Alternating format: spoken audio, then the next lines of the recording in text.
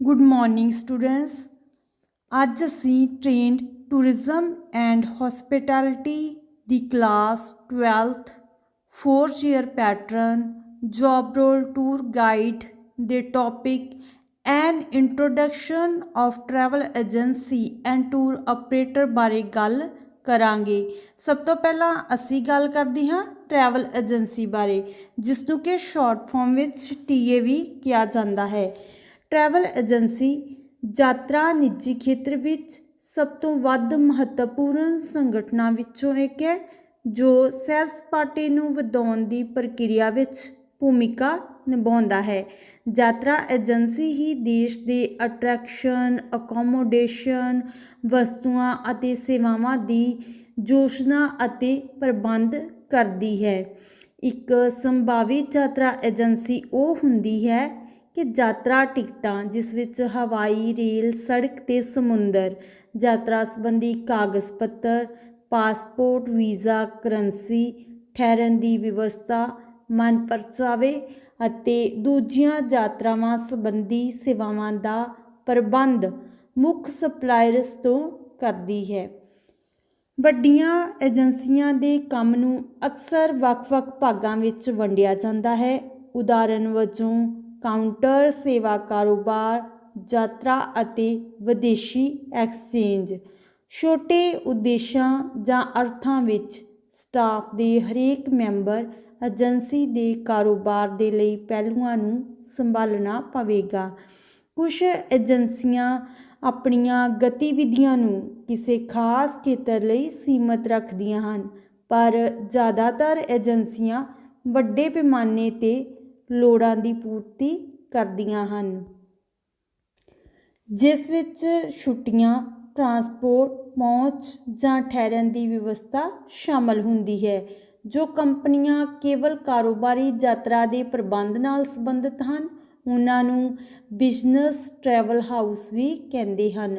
ये योजनाबंदी, मशहूरी अते वपारक मेलिਆਂ अते कॉन्फ्रेंसां की बुकिंग के प्रबंध लई भी जिम्मेवार ਹੁੰਦੀਆਂ ਹਨ। यात्रा एजेंसी विक्री क्लर्क टूर ऑपरेटरां ਵੱਲੋਂ बुकिंग्स ਲੈਂਦੇ ਹਨ, यात्रा ਲਈ ਟਿਕਟਾਂ ਵੇਚਦੇ ਹਨ, होटल बुक करते हैं, बैंकों तो अदायगी लेंदे हैं। यात्रा के तरीकों, पासपोर्ट, वीज़ा, यात्री चैक्स, विदेशी मुद्रा आदि दीआं किस्मां संबंधी सलाह दिंदे हैं, क्योंकि सैलानियां नूं यात्रा संबंधी स्थानां अते उत्पादां की चंगी जानकारी की लोड़ हुंदी है। प्रबंधक अते सहायक प्रबंधक शाखा दफ्तरां दीआं दिन प्रति दिन गतिविधियां लई जिम्मेवार हुंदे हन। इस विच स्टाफिंग, मार्केटिंग, अकाउंटेंसी जां हिसाब किताब, शिकायतां आदि शामिल हुंदे हन। यात्रा प्रबंधकां कोल किते संबंधी योग्यता अते तजर्बा होना चाहिए है। एक छोटी एजेंसी विच सिखलाई नौकरी जां काम वेले भी होवेगी, जदों कि वड्डियां कंपनियां सिखलाई दा प्रोग्राम भी दे सकदियां हन। यात्रा एजेंसी कारोबार के मुख्य गुण जिवें कि उपभोक्तावां अते मुख्य सप्लायरां दे विचकार एक महत्वपूर्ण कड़ी पहचान, निर्माता तेज जां छेती यात्रा सेवा नूं सुनिश्चित करती है। सही ते भरोसेयोग यात्रा संबंधी जानकारी उपलब्ध कराउण लई एक समाजिक अते लगातार प्रक्रिया उपभोक्ता अते विक्रेतावां नाल चंगे संबंध स्थापित करती है। सो ये किसी यात्रा एजेंसी कारोबार के मुख्य गुण होंदे हैं कि वह अपने उपभोक्तावां अते मुख्य सप्लायरां दे विचकार विचोलगी का काम करे, एक वक्री पहचान निर्माता बने ते सैलानियां दे जिहड़ी यात्रा है उसनूं छेती अते तेज़ गतिविधि के अनुसार करे, सही ते भरोसेयोग जानकारी मुहैया कराए ते एक समाजिक ते लगातार प्रक्रिया जिहड़ी है उसकी धारणा नूं बना के रखे अते उपभोक्तावां अते विक्रेतावां दे नाल चंगे संबंध स्थापित करन विच सहायक होवे। हुण असी गल करते हाँ यात्रा एजेंसी दीआं किस्मां बारे। इस दीआं दो किस्मां हन। सब तो पहला गल करते हाँ रिटेल यात्रा एजेंसी बारे। ਇੱਕ ਰਿਟੇਲ ਯਾਤਰਾ ਏਜੰਸੀ ਉਤਪਾਦ ਸਪਲਾਇਰਾਂ ਦੇ ਵੱਲੋਂ ਸੈਲਾਨੀ ਉਤਪਾਦ ਸਿੱਧੇ ਤੌਰ 'ਤੇ ਲੋਕਾਂ ਨੂੰ ਵੇਚਦੀ ਹੈ ਅਤੇ ਬਦਲੇ ਵਿੱਚ ਕਮਿਸ਼ਨ ਪ੍ਰਾਪਤ ਕਰਦੀ ਹੈ। ਕੁਝ ਪੈਕੇਜ ਟੂਰ ਦੇ ਤਰੀਕਿਆਂ ਨਾਲ ਵੇਚੇ ਜਾਂਦੇ ਹਨ, ਯਾਨੀ ਕਿ ਕਮਿਸ਼ਨ ਦੇ ਆਧਾਰ 'ਤੇ ਅਤੇ ਮਾਰਕੀਟ ਅਪ ਕੀਮਤ। ਜਦੋਂ ਇੱਕ ਯਾਤਰਾ ਏਜੰਸੀ ਕਿਸੇ ਟੂਰ ਪੈਕੇਜ ਨੂੰ ਮਾਰਕੀਟ ਅਪ ਕੀਮਤ ਉੱਤੇ ਵੇਚਦੀ ਹੈ ਤਾਂ ਇਸ ਦਾ ਅਰਥ ਹੈ ਕਿ ਪਹਿਲਾਂ ਇਹ ਕਿਸੇ ਟੂਰ ਦੀ ਕੀਮਤ ਨੂੰ ਨਿਸ਼ਚਿਤ ਕਰਦੀ ਹੈ, ਫਿਰ ਇਸ ਨੂੰ ਵਧੇਰੇ ਉੱਚੀ ਦਰ 'ਤੇ ਵੇਚਦੀ ਹੈ। ਰਿਟੇਲ ਕੀਮਤ ਅਤੇ ਥੋਕ ਵਿਕਰੀ ਖਰਚੇ ਵਿਚਕਾਰ ਅੰਤਰ ਮਾਰਕੀਟ ਅਪ ਕੀਮਤ ਹੁੰਦੀ ਹੈ। ਇਹ ਇੱਕ ਅਜਿਹਾ ਵਪਾਰ ਹੈ ਜੋ ਕਿ ਇਹਨਾਂ ਉਦੇਸ਼ਾਂ ਜਾਂ ਕੰਮਾਂ ਦੀ ਪੂਰਤੀ ਕਰਦਾ ਹੈ: ਕਿਰਾਏ ਅਤੇ ਦਰਾਂ ਬਾਰੇ ਦੱਸਣਾ, ਆਕਰਸ਼ਿਤ ਕਰਨਾ, ਯਾਤਰਾ ਟਿਕਟਾਂ ਅਤੇ ਠਹਿਰਨ ਦੇ ਸਥਾਨ ਦਾ ਪ੍ਰਬੰਧ ਕਰਨਾ, ਯਾਤਰਾ ਬੀਮਾ ਦਾ ਪ੍ਰਬੰਧ ਕਰਨਾ, ਵਿਦੇਸ਼ੀ ਮੁਦਰਾ, ਕਾਗਜ਼ ਪੱਤਰ ਅਤੇ ਅਦਾਇਗੀ ਸਵੀਕਾਰ ਕਰਨੀਆਂ। ਇੱਕ ਰਿਟੇਲ ਯਾਤਰਾ ਏਜੰਸੀ ਲਈ ਵਿਕਰੇਤਾਵਾਂ ਤੋਂ ਪ੍ਰਾਪਤ ਕਮਿਸ਼ਨ ਆਮਦਨ ਦਾ ਮੁੱਖ ਸਰੋਤ ਹੁੰਦਾ ਹੈ। ਹਾਲਾਂਕਿ ਕਮਿਸ਼ਨ ਦੀ ਦਰ ਇੱਕ ਸੰਗਠਨ ਤੋਂ ਦੂਜੇ ਸੰਗਠਨ ਅਤੇ ਇੱਕ ਯਾਤਰਾ ਹਿੱਸੇ ਤੋਂ ਦੂਜੇ ਯਾਤਰਾ ਹਿੱਸੇ ਤੱਕ ਵੱਖ-ਵੱਖ ਹੈ। ਭਾਰਤ ਵਿੱਚ ਰਿਟੇਲ ਯਾਤਰਾ ਏਜੰਸੀਆਂ ਆਪਣੀ ਆਮਦਨ ਦਾ 95% ਹਿੱਸਾ ਕਮਿਸ਼ਨ ਤੋਂ ਪ੍ਰਾਪਤ ਕਰਦੀਆਂ ਹਨ ਅਤੇ ਬਾਕੀ 5% ਹਿੱਸਾ ਸਲਾਹ ਮਸ਼ਵਰਾ ਸੇਵਾਵਾਂ ਤੋਂ ਪ੍ਰਾਪਤ ਕਰਦੀਆਂ ਹਨ। ਹੁਣ ਅਸੀਂ ਗੱਲ ਕਰਦੇ ਹਾਂ ਯਾਤਰਾ ਏਜੰਸੀ ਦੀ ਦੂਸਰੀ ਕਿਸਮ ਯਾਨੀ ਕਿ ਥੋਕ ਵਿਕਰੀ ਯਾਤਰਾ ਏਜੰਸੀ ਬਾਰੇ। ਅਜਿਹੀਆਂ ਏਜੰਸੀਆਂ ਅਜਿਹੇ ਪੈਕੇਜ ਟੂਰਾਂ ਦਾ ਆਯੋਜਨ ਕਰਨ ਵਿੱਚ ਮਾਹਰ ਹੁੰਦੀਆਂ ਹਨ ਜੋ ਕਿ ਮਾਰਕੀਟ ਵਿੱਚ ਗਾਹਕਾਂ ਸੈਲਾਨੀਆਂ ਨੂੰ ਇੱਕ ਰਿਟੇਲ ਯਾਤਰਾ ਏਜੰਸੀ ਦੇ ਨੈਟਵਰਕ ਜਾਂ ਜਾਲ ਰਾਹੀਂ ਉਪਲਬਧ ਕਰਾਏ ਜਾਂਦੇ ਹਨ ਜਾਂ ਸੰਭਾਵਿਤ ਉਪਭੋਗਤਾਵਾਂ ਨੂੰ ਸਿੱਧੇ ਤੌਰ 'ਤੇ। ਇੱਕ ਥੋਕ ਵਿਕਰੀ ਯਾਤਰਾ ਏਜੰਸੀ ਥੋਕ ਵਿੱਚ ਸੈਲਾਨੀ ਉਤਪਾਦਾਂ ਦੇ ਹਿੱਸੇ ਖਰੀਦਦੀ ਹੈ ਅਤੇ ਪੈਕੇਜ ਟੂਰਾਂ ਦੀ ਰੂਪਰੇਖਾ ਬਣਾਉਂਦੀ ਹੈ। ਕਈ ਵਾਰ ਇੱਕ ਥੋਕ ਵਿਕਰੀ ਯਾਤਰਾ ਏਜੰਸੀ ਯਾਤਰਾ ਦੇ ਹਿੱਸਿਆਂ ਨੂੰ ਇੱਕ ਵਿਕਰੇਤਾ ਤੋਂ ਵੱਡੀ ਮਾਤਰਾ ਵਿੱਚ ਖਰੀਦ ਲੈਂਦੀ ਹੈ ਅਤੇ ਫਿਰ ਇਹਨਾਂ ਨੂੰ ਕਿਸੇ ਹੋਰ ਯਾਤਰਾ ਕਾਰੋਬਾਰ ਸੰਗਠਨ ਨੂੰ ਦੁਬਾਰਾ ਵੇਚ ਦਿੰਦੀ ਹੈ। ਥੋਕ ਵਿਕਰੀ ਯਾਤਰਾ ਏਜੰਸੀਆਂ ਪੈਕੇਜ ਛੁੱਟੀਆਂ ਨੂੰ ਯੋਜਨਾਬੱਧ ਕਰਕੇ ਰਿਟੇਲ ਯਾਤਰਾ ਏਜੰਸੀਆਂ ਰਾਹੀਂ ਉਪਭੋਗਤਾਵਾਂ ਨੂੰ ਵੇਚਦੀਆਂ ਹਨ। ਇੱਕ ਖਾਸ ਪੈਕੇਜ ਟੂਰ ਵਿੱਚ ਸ਼ਾਮਲ ਹਨ ਹਵਾਈ ਟਿਕਟ, ਰਹਿਣ ਜਾਂ ਠਹਿਰਨ ਦਾ ਪ੍ਰਬੰਧ ਅਤੇ ਕਈ ਵਾਰ ਕੁਝ ਹੋਰ ਸੇਵਾਵਾਂ ਜਿਵੇਂ ਕਿ ਮਨਪਰਚਾਵਾਂ, ਦ੍ਰਿਸ਼ ਦੇਖਣਾ ਅਤੇ ਖੇਡ ਗਤੀਵਿਧੀਆਂ ਵੀ ਇਸ ਵਿੱਚ ਸ਼ਾਮਲ ਹੋ ਸਕਦੀਆਂ ਹਨ। ਅਜਿਹੇ ਪੈਕੇਜਾਂ ਨੂੰ ਟੂਰ ਪੈਕੇਜ ਆਖਿਆ ਜਾਂਦਾ ਹੈ ਕਿਉਂਕਿ ਅਜਿਹੇ ਜ਼ਿਆਦਾਤਰ ਟੂਰਾਂ ਵਿੱਚ ਰੱਖਿਅਕ ਜਾਂ ਐਸਕੌਰਟ ਦੀਆਂ ਸੇਵਾਵਾਂ ਸ਼ਾਮਲ ਹੁੰਦੀਆਂ ਹਨ, ਪਰ ਕੁਝ ਇੱਕ ਪੈਕੇਜ ਜਾਂ ਟੂਰ ਅਜਿਹੇ ਲੋਕਾਂ ਨੂੰ ਵੀ ਵੇਚੇ ਜਾਂਦੇ ਹਨ ਜੋ ਕਿ ਆਜ਼ਾਦ ਰੂਪ ਵਿੱਚ ਯਾਤਰਾ ਕਰਨਾ ਚਾਹੁੰਦੇ ਹਨ। ਇੱਕ ਥੋਕ ਵਿਕਰੀ ਯਾਤਰਾ ਏਜੰਸੀ ਕਿਸ ਪ੍ਰਕਾਰ ਲਾਭ ਪੈਦਾ ਕਰਦੀ ਹੈ? ਆਮ ਤੌਰ 'ਤੇ ਇੱਕ ਥੋਕ ਵਿਕਰੇਤਾ ਮੁੱਖ ਸਪਲਾਇਰਾਂ ਤੋਂ ਕਾਫੀ ਮਾਤਰਾ ਵਿੱਚ ਛੂਟ ਜਾਂ ਕਟੌਤੀ ਪ੍ਰਾਪਤ ਕਰਦਾ ਹੈ ਕਿਉਂਕਿ ਹੋ ਸਕਦਾ ਹੈ ਕਿ ਥੋਕ ਵਿਕਰੇਤਾ ਕਿਸੇ ਖਾਸ ਏਅਰਲਾਈਨ ਤੋਂ ਵੱਡੀ ਸੰਖਿਆ ਵਿੱਚ ਸੀਟਾਂ ਖਰੀਦਣ ਲਈ ਜਾਂ ਕਿਸੇ ਖਾਸ ਹੋਟਲ ਅਤੇ ਰਿਜ਼ੋਰਟ ਵਿੱਚ ਵੱਡੀ ਸੰਖਿਆ ਵਿੱਚ ਕਮਰੇ ਰਾਖਵੀਂ ਕਰਾਉਣ ਲਈ ਮੰਨ ਗਿਆ ਹੋਵੇ। ਇੱਕ ਥੋਕ ਵਿਕਰੇਤਾ ਜੋ ਕਿ ਪੈਕੇਜ ਟੂਰ ਵੇਚਦਾ ਹੈ ਟੂਰ ਆਪਰੇਟਰ ਅਖਵਾਉਂਦਾ ਹੈ। ਹਾਲਾਂਕਿ ਤਕਨੀਕੀ ਤੌਰ 'ਤੇ ਇੱਕ ਥੋਕ ਵਿਕਰੇਤਾ ਅਤੇ ਇੱਕ ਟੂਰ ਆਪਰੇਟਰ ਵਿਚਕਾਰ ਅੰਤਰ ਹੈ। ਇੱਕ ਥੋਕ ਵਿਕਰੇਤਾ ਜੋ ਕਿ ਸੈਲਾਨੀ ਉਤਪਾਦਾਂ ਨੂੰ ਪੈਕੇਜ ਟੂਰਾਂ ਵਿੱਚ ਯੋਜਨਾਬੱਧ ਕੀਤੇ ਬਗੈਰ ਨਿੱਜੀ ਤੌਰ 'ਤੇ ਵੇਚ ਨੂੰ ਕੰਸੋਲੀਡੇਟਰ ਕਹਿੰਦੇ ਹਨ। ਜ਼ਿਆਦਾਤਰ ਇਹ ਕਿਸੇ ਖਾਸ ਉਤਪਾਦ ਹਿੱਸੇ ਜਿਵੇਂ ਕਿ ਹਵਾਈ ਟਿਕਟਾਂ, ਠਹਿਰਨ ਦਾ ਪ੍ਰਬੰਧ, ਕਾਨਫਰੰਸਾਂ ਅਤੇ ਕਨਵੈਨਸ਼ਨਾਂ ਆਦਿ ਵਿੱਚ ਮਾਹਿਰ ਹੁੰਦੇ ਹਨ। ਸੋ ਇਹ ਤਾਂ ਸੀ ਯਾਤਰਾ ਏਜੰਸੀ ਅਤੇ ਉਸ ਦੀਆਂ ਕਿਸਮਾਂ, ਜਿਸ ਵਿੱਚ ਕਿ ਰਿਟੇਲ ਯਾਤਰਾ ਏਜੰਸੀ ਅਤੇ ਥੋਕ ਵਿਕਰੀ ਯਾਤਰਾ ਏਜੰਸੀ ਬਾਰੇ ਅਸੀਂ ਗੱਲ ਕੀਤੀ। ਹੁਣ ਅਸੀਂ ਗੱਲ ਕਰਦੇ ਹਾਂ ਟੂਰ ਸੰਚਾਲਕ ਬਾਰੇ, ਜਿਸ ਨੂੰ ਕਿ ਟੂਰ ਆਪਰੇਟਰ ਵੀ ਕਿਹਾ ਜਾਂਦਾ ਹੈ। ਇੱਕ ਸੰਗਠਨ, ਫਰਮ ਜਾਂ ਕੰਪਨੀ ਜੋ ਕਿ ਆਪਣੇ ਸਪਲਾਇਰਾਂ ਤੋਂ ਵੱਖਰੇ ਤੌਰ 'ਤੇ ਨਿੱਜੀ ਯਾਤਰਾ ਦੇ ਹਿੱਸੇ ਖਰੀਦ ਕੇ ਅਤੇ ਉਹਨਾਂ ਨੂੰ ਇੱਕ ਪੈਕੇਜ ਟੂਰ ਦੇ ਰੂਪ ਵਿੱਚ ਜੋੜ ਕੇ ਵਿਚੋਲਿਆਂ ਜਾਂ ਸਿੱਧੇ ਤੌਰ 'ਤੇ ਆਪਣੀ ਕੀਮਤ ਦਾ ਟੈਗ ਲਾ ਕੇ ਲੋਕਾਂ ਨੂੰ ਵੇਚਦੀ ਹੈ, ਇਹਨੂੰ ਟੂਰ ਸੰਚਾਲਕ ਜਾਂ ਟੂਰ ਆਪਰੇਟਰ ਕਿਹਾ ਜਾਂਦਾ ਹੈ। ਵਧੇਰੇ ਸਹੀ ਰੂਪ ਵਿੱਚ ਇਹ ਕਿਹਾ ਜਾ ਸਕਦਾ ਹੈ ਕਿ ਟੂਰ ਸੰਚਾਲਕ ਮੁੱਖ ਤੌਰ 'ਤੇ ਕਿਸੇ ਦਿੱਤੇ ਗਏ ਪੈਕੇਜ ਟੂਰ ਦੀਆਂ ਖਾਸ ਸੇਵਾਵਾਂ ਨੂੰ ਉਪਲਬਧ ਕਰਾਉਣ ਅਤੇ ਪ੍ਰਦਰਸ਼ਿਤ ਕਰਨ ਲਈ ਜ਼ਿੰਮੇਵਾਰ ਹਨ, ਕਿਉਂਕਿ ਕਈਆਂ ਕੋਲ ਆਪਣੀਆਂ ਕਾਰਾਂ ਅਤੇ ਕੋਚ, ਹੋਟਲ, ਦੂਜੀਆਂ ਯਾਤਰਾਵਾਂ ਸੰਬੰਧੀ ਸੇਵਾਵਾਂ ਹੁੰਦੀਆਂ ਹਨ, ਜਾਂ ਫਿਰ ਉਹ ਇਹਨਾਂ ਵਸਤਾਂ ਜਾਂ ਸੇਵਾਵਾਂ ਨੂੰ ਦੂਜੇ ਸਪਲਾਇਰਾਂ ਤੋਂ ਪ੍ਰਾਪਤ ਕਰ ਸਕਦੇ ਹਨ।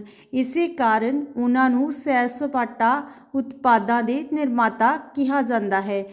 ਟੂਰ ਸੰਚਾਲਕਾਂ ਨੂੰ ਕਈ ਵਾਰ ਥੋਕ ਵਿਕਰੇਤਾ ਕਿਹਾ ਜਾਂਦਾ ਹੈ। ਇਹ ਪੂਰੇ ਤੌਰ 'ਤੇ ਸੱਚ ਨਹੀਂ ਹੈ, ਕਿਉਂਕਿ ਇੱਕ ਥੋਕ ਵਿਕਰੇਤਾ ਇੱਕ ਟੂਰ ਪੈਕੇਜ ਬਣਾਉਣ ਲਈ ਆਪਣੇ ਪੱਧਰ 'ਤੇ ਵਸਤਾਂ ਜਾਂ ਸੇਵਾਵਾਂ ਥੋਕ ਵਿੱਚ ਖਰੀਦਦਾ ਹੈ ਅਤੇ ਫਿਰ ਗਾਹਕਾਂ ਨੂੰ ਯਾਤਰਾ ਏਜੰਸੀਆਂ ਰਾਹੀਂ ਜਾਂ ਸਿੱਧੇ ਤੌਰ 'ਤੇ ਇਸ ਦੀ ਰਿਟੇਲ ਕਰਦਾ ਹੈ। ਹਾਲਾਂਕਿ ਇੱਕ ਅਜਿਹਾ ਟੂਰ ਸੰਚਾਲਕ ਜਿਸ ਕੋਲ ਉਸਦੇ ਆਪਣੇ ਇੱਕ ਜਾਂ ਇੱਕ ਤੋਂ ਵੱਧ ਸੈਲਾਨੀ ਉਤਪਾਦ ਹਿੱਸੇ ਹਨ, ਇੱਕ ਨਵਾਂ ਸੈਲਾਨੀ ਉਤਪਾਦ ਬਣਾ ਲੈਂਦਾ ਹੈ।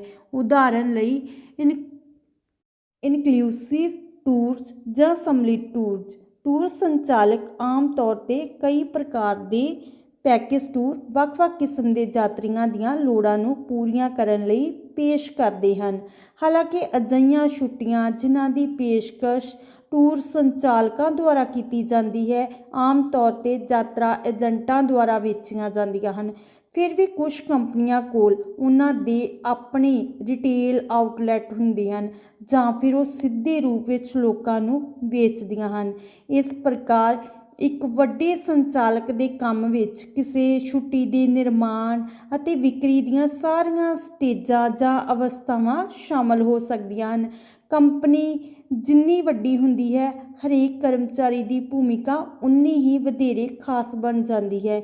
ਉਦਾਹਰਨ ਲਈ ਕੁਝ ਲੋਕ ਅਜਿਹੇ ਹੁੰਦੇ ਹਨ ਜੋ ਕਿ ਕਈ ਪ੍ਰਕਾਰ ਦੇ ਹੋਰ ਲੋਕਾਂ ਨਾਲ ਛੁੱਟੀ ਦੇ ਵੱਖ-ਵੱਖ ਹਿੱਸਿਆਂ ਸੰਬੰਧੀ ਗੱਲਬਾਤ ਕਰਨ ਨਾਲ ਸੰਬੰਧ ਰੱਖਦੇ ਹਨ, ਜਿਨ੍ਹਾਂ ਵਿੱਚ ਸ਼ਾਮਲ ਹਨ ਕਿਸੇ ਉਤਪਾਦ ਦਾ ਲੇਬਲ ਜਾਂ ਬਰੋਸ਼ਰ ਬਣਾਉਣ ਵਾਲੇ, ਨਵੀਨ ਵਿਚਾਰਾਂ ਦੀ ਖੋਜ ਅਤੇ ਵਿਕਾਸ ਜਾਂ ਉਹਨਾਂ ਦੀ ਮਾਰਕੀਟਿੰਗ ਕਰਨ ਵਾਲੇ, ਅਤੇ ਰਾਖਵਾ ਕਰਨ ਦੇ ਕੰਮਕਾਜ ਨਾਲ ਸੰਬੰਧਿਤ ਲੋਕ। ਉਹਨਾਂ ਕੋਲ ਵੱਖਰੇ ਤੌਰ 'ਤੇ ਵਿੱਤ, ਪਰਸਨਲ ਅਤੇ ਦੂਜੇ ਪ੍ਰਬੰਧਕੀ ਵਿਭਾਗ ਵੀ ਹੁੰਦੇ ਹਨ। ਹੁਣ ਅਸੀਂ ਗੱਲ ਕਰਦੇ ਹਾਂ ਟੂਰ ਸੰਚਾਲਕਾਂ ਦੀਆਂ ਕਿਸਮਾਂ ਬਾਰੇ। ਸਭ ਤੋਂ ਪਹਿਲਾਂ ਆਉਂਦੇ ਹਨ ਇਨਬਾਊਂਡ ਟੂਰ ਸੰਚਾਲਕ। ਇਹਨਾਂ ਨੂੰ ਇਨਕਮਿੰਗ ਟੂਰ ਸੰਚਾਲਕ ਵੀ ਕਿਹਾ ਜਾਂਦਾ ਹੈ। ਤਕਨੀਕੀ ਤੌਰ 'ਤੇ ਅਜਿਹੇ ਸੰਚਾਲਕ ਜੋ ਕਿ ਮਹਿਮਾਨਾਂ, ਉਪਭੋਗਤਾਵਾਂ, ਸੈਲਾਨੀਆਂ ਦਾ ਸਵਾਗਤ ਕਰਦੇ ਹਨ ਅਤੇ ਮਹਿਮਾਨ ਨਿਵਾਸ ਦੇਸ਼ ਵਿੱਚ ਪ੍ਰਬੰਧਾਂ ਦੀ ਦੇਖਰੇਖ ਕਰਦੇ ਹਨ, ਇਹਨਾਂ ਨੂੰ ਇਨਬਾਊਂਡ ਟੂਰ ਸੰਚਾਲਕ ਕਿਹਾ ਜਾਂਦਾ ਹੈ। ਉਦਾਹਰਨ ਲਈ ਅਮਰੀਕੀ ਸੈਲਾਨੀਆਂ ਦਾ ਇੱਕ ਸਮੂਹ TCI ਰਾਹੀਂ ਭਾਰਤ ਆਉਂਦਾ ਹੈ ਅਤੇ ਕੰਪਨੀ ਭਾਰਤ ਵਿੱਚ ਇਸ ਸਮੂਹ ਲਈ ਪ੍ਰਬੰਧਾਂ ਦੀ ਦੇਖਰੇਖ ਕਰਦੀ ਹੈ, ਤਾਂ TCI ਨੂੰ ਇੱਕ ਇਨਬਾਊਂਡ ਟੂਰ ਸੰਚਾਲਕ ਕਿਹਾ ਜਾਵੇਗਾ। ਇਤਫਾਕੀਆ ਤੌਰ 'ਤੇ ਦੇਸ਼ ਵਿੱਚ ਇਨਬਾਊਂਡ ਆਵਾਜਾਈ ਪਿਛਲੇ 2 ਦਹਾਕਿਆਂ ਤੋਂ ਘਟ ਰਹੀ ਹੈ। ਇਸ ਲਈ ਟੂਰ ਸੰਚਾਲਕਾਂ ਲਈ ਇਹ ਜ਼ਰੂਰੀ ਹੋ ਗਿਆ ਹੈ ਕਿ ਉਹ ਨਵੀਨ ਅਤੇ ਖੋਜ ਭਰਪੂਰ ਮਾਰਕੀਟਿੰਗ ਦੀਆਂ ਨੀਤੀਆਂ ਅਪਣਾਉਣ ਅਤੇ ਵਿਦੇਸ਼ੀ ਸੈਲਾਨੀਆਂ ਦੀਆਂ ਖਾਸ ਲੋੜਾਂ ਨੂੰ ਪੂਰੀਆਂ ਕਰਨ ਲਈ ਵਿਸ਼ੇਸ਼ ਰੁਚੀਆਂ ਵਾਲੇ ਟੂਰ ਉਪਲਬਧ ਕਰਾਉਣ।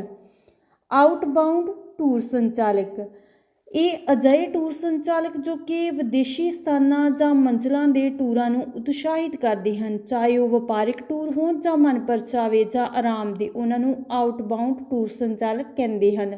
ਭਾਰਤੀ ਆਊਟਬਾਊਂਡ ਸੈਲਾਨੀ ਆਵਾਜਾਈ 10% ਸਾਲਾਨਾ ਦੀ ਦਰ ਨਾਲ ਵੱਧ ਰਹੀ ਹੈ। ਇਹ ਯਾਤਰੀ ਜਨਸੰਖਿਆ ਦੇ ਪੱਖ ਤੋਂ ਭਾਰਤ ਨੂੰ ਸੰਸਾਰ ਵਿੱਚ ਦੂਜਾ ਸਭ ਤੋਂ ਵੱਡਾ ਦੇਸ਼ ਬਣਾਉਂਦੀ ਹੈ। ਹਾਲਾਂਕਿ ਭਾਰਤ ਦਾ ਆਊਟਬਾਊਂਡ ਸੈਰ ਸਪਾਟਾ ਕੇਵਲ ਛੁੱਟੀ ਨਾਲ ਹੀ ਸੰਬੰਧਿਤ ਨਹੀਂ, ਬਲਕਿ ਵਪਾਰ ਨਾਲ ਵੀ ਸੰਬੰਧਿਤ ਹੈ। ਕਈ ਯਾਤਰਾ ਕੰਪਨੀਆਂ ਅਜਿਹੀਆਂ ਹੁੰਦੀਆਂ ਹਨ ਜੋ ਕਿ ਆਊਟਬਾਊਂਡ ਪੈਕੇਜਾਂ ਦੀ ਪੇਸ਼ਕਸ਼ ਕਰਦੀਆਂ ਹਨ, ਜਿਵੇਂ ਕਿ SITA, TCI ਅਤੇ ਥਾਮਸ ਕੁੱਕ ਆਦਿ। ਘਰੇਲੂ ਟੂਰ ਸੰਚਾਲਕ। ਘਰੇਲੂ ਟੂਰ ਸੰਚਾਲਕ ਉਹ ਹੁੰਦੇ ਹਨ ਜੋ ਕਿ ਸੈਰ ਸਪਾਟਾ ਦੇ ਵੱਖ-ਵੱਖ ਹਿੱਸਿਆਂ ਨੂੰ ਜੋੜ ਕੇ ਅਸੈਂਬਲ ਕਰਕੇ ਸੰਮਿਲਿਤ ਟੂਰ ਬਣਾਉਂਦੇ ਹਨ। ਇਸ ਦੀ ਵਿਕਰੀ ਘਰੇਲੂ ਯਾਤਰੀਆਂ ਨੂੰ ਕਰਦੇ ਹਨ। ਆਮ ਤੌਰ ਤੇ ਇਹ ਟੂਰ ਸੰਚਾਲਕ ਆਪਣੇ ਦੇਸ਼ ਦੀ ਹੋਂਦ ਅੰਦਰ ਯਾਤਰਾ ਸੇਵਾਵਾਂ ਉਪਲਬਧ ਕਰਾਉਂਦੇ ਹਨ ਅਤੇ ਯਾਤਰੀਆਂ ਨੂੰ ਪੈਕੇਜ ਟੂਰਾਂ ਦੀ ਪੇਸ਼ਕਸ਼ ਕਰਦੇ ਹਨ, ਯਾਨੀ ਕਿ ਘਰੇਲੂ ਸੰਮਿਲਿਤ ਟੂਰ ਜਾਂ ਸੁਤੰਤਰ ਟੂਰ। ਮੰਜ਼ਿਲ ਜਾਂ ਸਥਾਨ ਪ੍ਰਬੰਧਨ ਕੰਪਨੀਆਂ ਜਾਂ ਗਰਾਊਂਡ ਸੰਚਾਲਕ। ਇਹਨਾਂ ਨੂੰ ਆਮ ਤੌਰ ਤੇ ਦੇਖ-ਰੇਖ ਏਜੰਸੀਆਂ ਜਾਂ ਹੈਂਡਲਿੰਗ ਏਜੰਸੀਆਂ ਦੇ ਤੌਰ ਤੇ ਜਾਣਿਆ ਜਾਂਦਾ ਹੈ। ਇਹਨਾਂ ਦਾ ਮੁੱਖ ਕੰਮ ਹੁੰਦਾ ਹੈ ਆ ਰਹੇ ਸੈਲਾਨੀਆਂ ਲਈ ਵਿਦੇਸ਼ੀ ਸੰਚਾਲਕਾਂ ਵੱਲੋਂ ਟੂਰ ਸੰਬੰਧੀ ਪ੍ਰਬੰਧ ਕਰਨਾ। ਜਦੋਂ ਇੱਕ ਟੂਰ ਸੰਚਾਲਕ ਆਪ ਹੀ ਸਮੁੰਦਰੀ ਕਿਨਾਰਿਆਂ ਤੇ ਬਿਤਾਉਣ ਵਾਲੀਆਂ ਛੁੱਟੀਆਂ, ਵਣ ਜੀਵਨ ਨਾਲ ਸੰਬੰਧਿਤ ਛੁੱਟੀਆਂ, ਵਣ ਜੀਵਨ ਦੇ ਟੂਰ, ਹੈਰੀਟੇਜ ਜਾਂ ਇਤਿਹਾਸਿਕ ਸਥਾਨਾਂ ਦੇ ਟੂਰ ਅਤੇ ਸੱਭਿਆਚਾਰਕ ਟੂਰਾਂ ਨੂੰ ਵੱਖ-ਵੱਖ ਸਥਾਨਾਂ 'ਤੇ ਵਿਕਸਿਤ ਜਾਂ ਉਤਸ਼ਾਹਿਤ ਕਰਦਾ ਹੈ ਤਾਂ ਮੁਸ਼ਕਲ ਪੈਦਾ ਹੁੰਦੀ ਹੈ। ਗਰਾਊਂਡ ਸੰਚਾਲਕ ਇੱਕੋ ਹੀ ਮੌਸਮ ਵਿੱਚ ਆਉਣ ਵਾਲੇ ਯਾਤਰੀਆਂ ਦੀ ਦੇਖ-ਰੇਖ ਕਰਦਾ ਹੈ, ਪਰ ਵੱਖ-ਵੱਖ ਸਥਾਨਾਂ 'ਤੇ ਸੁਨਿਸ਼ਚਿਤ ਕਰਦਾ ਹੈ ਕਿ ਪੂਰਾ ਸੰਚਾਲਨ ਪੈਕੇਜ ਟੂਰਾਂ ਜਾਂ ਸਮਝੌਤਿਆਂ ਦੇ ਅਨੁਸਾਰ ਹੀ ਹੈ। ਕਈ ਵਾਰ ਜਦੋਂ ਕੋਈ ਦੇਖ-ਰੇਖ ਏਜੰਸੀ ਦਿੱਲੀ ਵਰਗੇ ਕਿਸੇ ਮਸ਼ਹੂਰ ਸੈਰ ਸਪਾਟੇ ਦੇ ਸਥਾਨ ਵਿੱਚ ਹੋਵੇ ਅਤੇ ਇਸ ਨੂੰ ਗੋਆ ਲਈ ਪ੍ਰਬੰਧ ਕਰਨੇ ਪੈਣ ਤਾਂ ਇਹ ਇੱਕ ਸਥਾਨਿਕ ਸੰਚਾਲਕ, ਜਿਸ ਨੂੰ ਸੈਰ ਸਪਾਟਾ ਜਾਂ ਐਕਸਕਰਸ਼ਨ ਏਜੰਟ ਕਿਹਾ ਜਾਂਦਾ ਹੈ, ਨਾਲ ਠੇਕਾ ਕਰਦੀ ਹੈ। ਜੇਕਰ ਇਸ ਕੋਲ ਆਪਣਾ ਦਫ਼ਤਰ ਨਾ ਹੋਵੇ ਤਾਂ ਜੋ ਆਪਣੇ ਵੱਲੋਂ ਪ੍ਰਬੰਧਾਂ ਦੀ ਦੇਖ-ਰੇਖ ਕਰ ਸਕੇ। ਸੋ ਇਹ ਤਾਂ ਸੀ ਟੂਰ ਸੰਚਾਲਕ ਤੇ ਉਹਨਾਂ ਦੀਆਂ ਕਿਸਮਾਂ, ਕਿ ਇਹ ਕਿੰਨੀ ਕਿਸਮਾਂ ਦੇ ਹੁੰਦੇ ਨੇ। ਇਨਬਾਊਂਡ ਟੂਰ ਸੰਚਾਲਕ, ਆਊਟਬਾਊਂਡ ਟੂਰ ਸੰਚਾਲਕ, ਘਰੇਲੂ ਟੂਰ ਸੰਚਾਲਕ ਅਤੇ ਗਰਾਊਂਡ ਸੰਚਾਲਕ। ਪਰ ਇਹਨਾਂ ਸਾਰਿਆਂ ਦਾ ਇੱਕ ਹੀ ਮਕਸਦ ਹੁੰਦਾ ਹੈ ਕਿ ਆਪਣੇ ਸੈਲਾਨੀਆਂ ਨੂੰ ਵੱਧ ਤੋਂ ਵੱਧ ਤਵੱਜੋ ਦੇਣੀ, ਉਹਨਾਂ ਦੀਆਂ ਸੇਵਾਵਾਂ ਦਾ ਖਿਆਲ ਕਰਨਾ, ਤਾਂ ਕਿ ਚਾਹੇ ਉਹ ਘਰੇਲੂ ਯਾਤਰੀ ਹੋਣ ਚਾਹੇ ਵਿਦੇਸ਼ੀ ਯਾਤਰੀ ਹੋਣ, ਉਹਨਾਂ ਦੀ ਯਾਤਰਾ ਵਿੱਚ ਕਿਸੇ ਤਰ੍ਹਾਂ ਦਾ ਵਿਘਨ ਨਾ ਪਵੇ ਅਤੇ ਉਹ ਇੱਕ ਸੁਤੰਤਰ ਤੌਰ 'ਤੇ ਆਪਣੀ ਯਾਤਰਾ ਨੂੰ ਨੇਪਰੇ ਚਾੜ੍ਹ ਸਕਣ ਅਤੇ ਯਾਤਰਾ ਏਜੰਸੀਆਂ ਦੀ ਮਸ਼ਹੂਰੀ ਕਰ ਸਕਣ। ਹੁਣ ਅਸੀਂ ਗੱਲ ਕਰਦੇ ਹਾਂ ਯਾਤਰਾ ਏਜੰਸੀਆਂ ਅਤੇ ਟੂਰ ਸੰਚਾਲਕਾਂ ਵਿਚਕਾਰ ਅੰਤਰ ਦੀ। ਟੂਰ ਸੰਚਾਲਕ ਅਤੇ ਯਾਤਰਾ ਏਜੰਸੀਆਂ ਵਿਚਕਾਰ ਮੁੱਖ ਅੰਤਰ ਉਹਨਾਂ ਦੇ ਗਾਹਕਾਂ ਨੂੰ ਸੇਵਾਵਾਂ ਉਪਲਬਧ ਕਰਾਉਣ ਦੇ ਤੰਤਰ ਵਿੱਚ ਹੈ।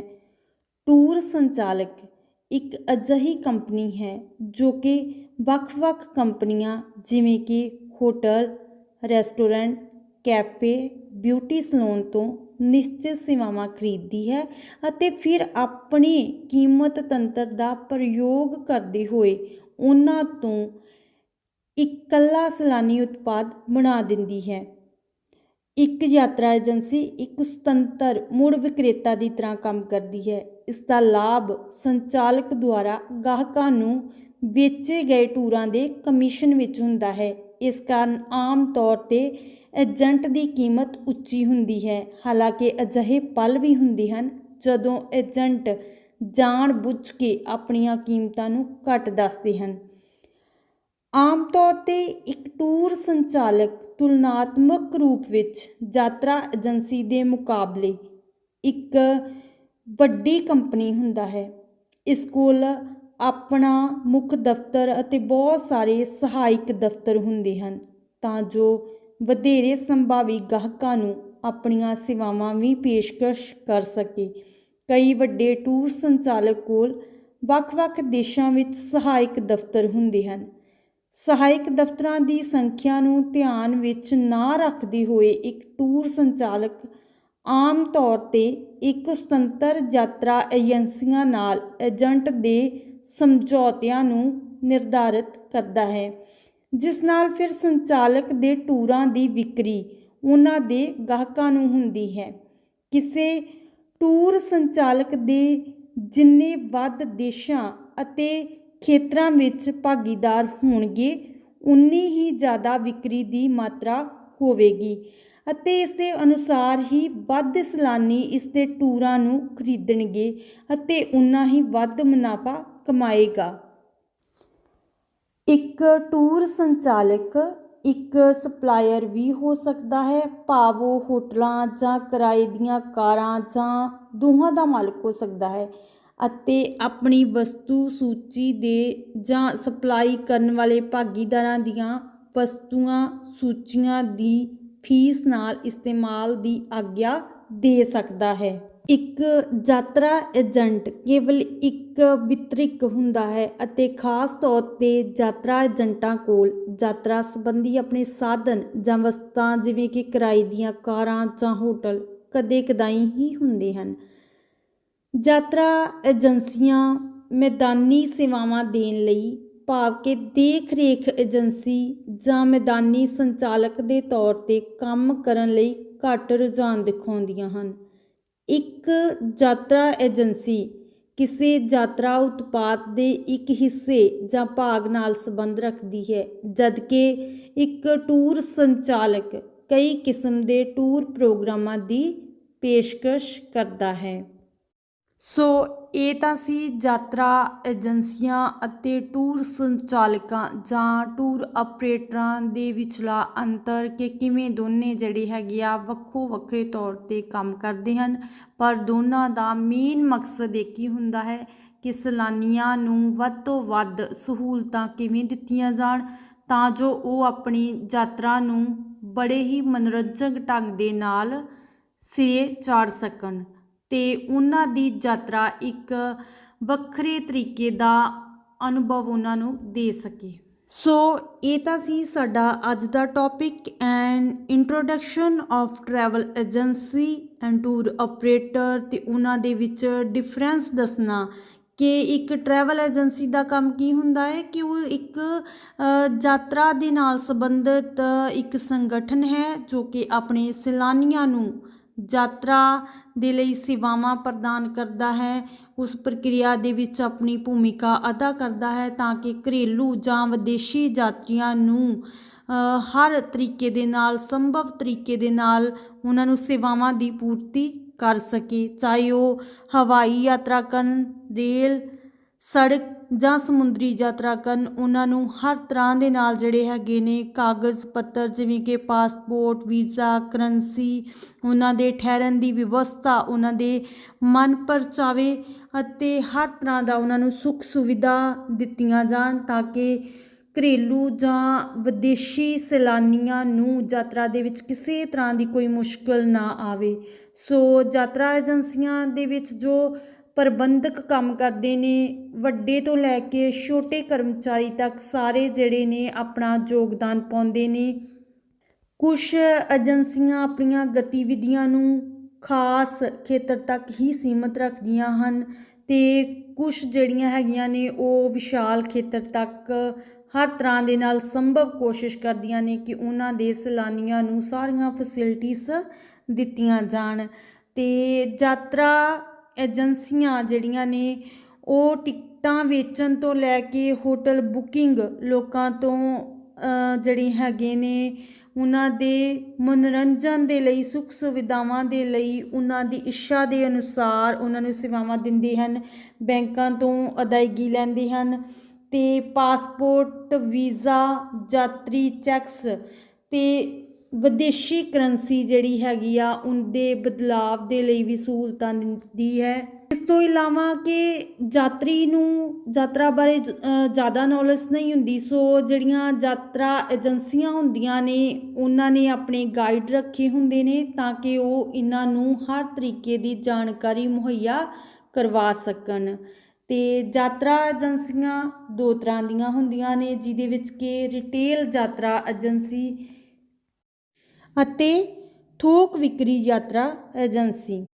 ਰਿਟੇਲ ਯਾਤਰਾ ਏਜੰਸੀ ਉਤਪਾਦ ਸਪਲਾਇਰਾਂ ਦੇ ਵੱਲੋਂ ਸੈਲਾਨੀ ਉਤਪਾਦ ਸਿੱਧੇ ਤੌਰ 'ਤੇ ਲੋਕਾਂ ਨੂੰ ਵੇਚਦੀ ਹੈ ਅਤੇ ਬਦਲੇ ਵਿੱਚ ਕਮਿਸ਼ਨ ਪ੍ਰਾਪਤ ਕਰਦੀ ਹੈ। ਅਤੇ ਇੱਕ ਥੋਕ ਵਿਕਰੀ ਯਾਤਰਾ ਏਜੰਸੀ ਥੋਕ ਵਿੱਚ ਸੈਲਾਨੀ ਉਤਪਾਦਾਂ ਦੇ ਹਿੱਸੇ ਖਰੀਦਦੀ ਹੈ ਅਤੇ ਪੈਕੇਜ ਟੂਰਾਂ ਦੀ ਰੂਪਰੇਖਾ ਬਣਾਉਂਦੀ ਹੈ।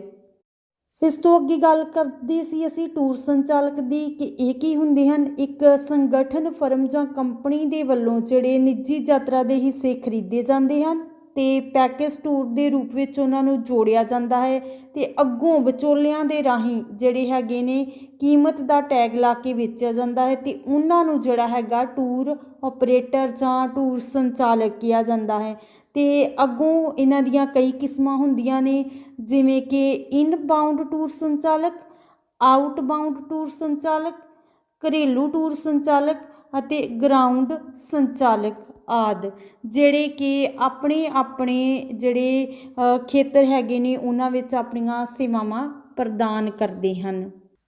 ਇਸ ਤੋਂ ਅੱਗੇ ਅਸੀਂ ਯਾਤਰਾ ਏਜੰਸੀਆਂ ਅਤੇ ਟੂਰ ਸੰਚਾਲਕਾਂ ਦੇ ਵਿਚਕਾਰ ਅੰਤਰ ਦੱਸਿਆ ਹੈ ਕਿ ਕਿਵੇਂ ਯਾਤਰਾ ਏਜੰਸੀਆਂ ਆਪਣਾ ਕੰਮ ਕਰਦੀਆਂ ਨੇ ਅਤੇ ਕਿਵੇਂ ਟੂਰ ਸੰਚਾਲਕ ਆਪਣਾ ਕੰਮ ਕਰਦੇ ਨੇ। ਅਤੇ ਲਾਸਟ 'ਤੇ ਇਹੀ ਕਹਿਣਾ ਚਾਹਾਂਗੀ ਕਿ ਚਾਹੇ ਇਹਨਾਂ ਦੇ ਵਿੱਚ ਕੁਛ ਡਿਫਰੈਂਸ ਹੈਗੇ ਨੇ, ਪਰ ਇਹਨਾਂ ਦੇ ਜਿਹੜੇ ਕੰਮਾਂ ਦੇ ਵਿੱਚ ਡਿਫਰੈਂਸ ਹੋ ਸਕਦੇ ਨੇ, ਪਰ ਇਹਨਾਂ ਦਾ ਉਦੇਸ਼ ਇੱਕ ਹੀ ਹੁੰਦਾ ਹੈ ਕਿ ਆਪਣੇ ਸੈਲਾਨੀਆਂ ਨੂੰ ਜਿਹੜੀਆਂ ਉਹਨਾਂ ਦੀਆਂ ਕੀਮਤਾਂ ਦੇ ਅਨੁਸਾਰ ਉਹਨਾਂ ਦੀਆਂ ਸੇਵਾਵਾਂ ਉਹਨਾਂ ਨੂੰ ਪ੍ਰਦਾਨ ਕਰਨੀਆਂ, ਤਾਂ ਕਿ ਉਹਨਾਂ ਨੂੰ ਆਪਣੀ ਯਾਤਰਾ ਦੇ ਦੌਰਾਨ ਕਿਸੇ ਵੀ ਤਰ੍ਹਾਂ ਦੀ ਕੋਈ ਮੁਸ਼ਕਿਲ ਨਾ ਆਵੇ ਅਤੇ ਉਹ ਜਿੰਨੀ ਆਪਣਾ ਜਿਹੜਾ ਖਰਚ ਕੀਤਾ ਹੁੰਦਾ ਹੈ ਉਸ ਹਿਸਾਬ ਦੇ ਨਾਲ ਉਹਨਾਂ ਨੂੰ ਸਾਰੀਆਂ ਸੇਵਾਵਾਂ ਪ੍ਰਾਪਤ ਕੀਤੀਆਂ ਜਾਣ, ਤਾਂ ਕਿ ਉਹਨਾਂ ਦੀ ਲਾਈਫ ਦੇ ਵਿੱਚ ਇੱਕ ਚੰਗਾ ਜਿਹੜਾ ਅਨੁਭਵ ਪੈਦਾ ਹੋ ਸਕੇ ਅਤੇ ਸੈਰ ਸਪਾਟਾ ਉਦਯੋਗ ਨੂੰ ਬੜਾਵਾ ਮਿਲ ਸਕੇ। ਕਿਉਂਕਿ ਸਾਡੇ ਦੇਸ਼ ਦੀ ਅਰਥ ਵਿਵਸਥਾ ਦੇ ਵਿੱਚ ਸਭ ਤੋਂ ਜ਼ਿਆਦਾ ਯੋਗਦਾਨ ਜਿਹੜਾ ਹੈਗਾ ਸੈਰ ਸਪਾਟਾ ਦੇ ਕਾਰਨ ਪੈਂਦਾ ਹੈ ਅਤੇ ਇਸ ਕਾਰਨ ਸਾਡੇ ਦੇਸ਼ ਦੀ ਅਰਥ ਵਿਵਸਥਾ ਜਿਹੜੀ ਹੈਗੀ ਆ ਉਹ ਹੋਰ ਉੱਚੀ ਦਰ ਦੀ ਹੁੰਦੀ ਹੈ। ਸੋ ਮੈਂ ਉਮੀਦ ਕਰਦੀ ਹਾਂ ਕਿ ਸਾਰੇ ਸਟੂਡੈਂਟਸ ਨੂੰ ਇਹ ਟੌਪਿਕ ਜਿਹੜਾ ਹੈ ਕਲੀਅਰ ਹੋ ਗਿਆ ਹੋਏਗਾ। So thanks to all of you.